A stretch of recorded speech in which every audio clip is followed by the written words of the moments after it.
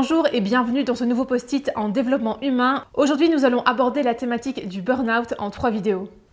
Savez-vous que burn-out signifie littéralement se consumer, s'éteindre? Aujourd'hui, tout le monde a déjà entendu parler du burn-out, mais savez-vous exactement ce qui se cache derrière ce terme? Le syndrome d'épuisement professionnel ou burn-out a été identifié par l'OMS dans les années 70. D'abord, il faut savoir que le burn-out fait suite à une exposition trop prolongée d'un stress. Le burn-out est toujours en augmentation et est potentiellement un risque pour près de 30% des travailleurs.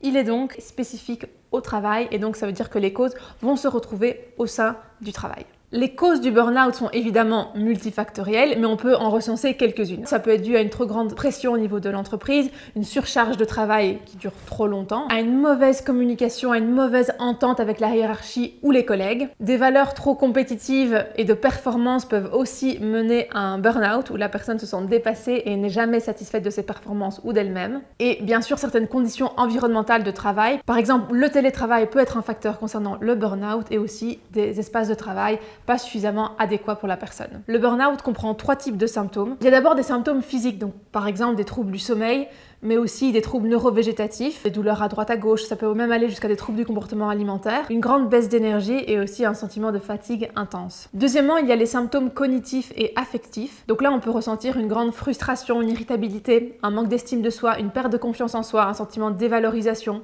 une perte de motivation aussi, une humeur dépressive, de l'anxiété et ça peut même aller jusqu'à des pertes de mémoire. Troisièmement, il y a les symptômes comportementaux qui vont se caractériser par exemple par un taux d'absentéisme plus fréquent, un repli sur soi. La personne peut aussi changer d'attitude envers ses collègues et sa famille. Elle peut être plus cynique, plus froide, plus déshumanisante. Bien sûr, il y a une diminution des performances et aussi parfois même de l'agressivité. Ne dit-on pas qu'il vaut mieux prévenir que guérir? C'est tout à fait le cas ici pour le burn-out. Bien sûr, il existe de nombreux outils pour sortir d'un burn-out, mais le meilleur outil qu'il soit, c'est la prévention. La semaine prochaine, nous allons vous donner plein d'outils et astuces pour prévenir le burn-out. À bientôt!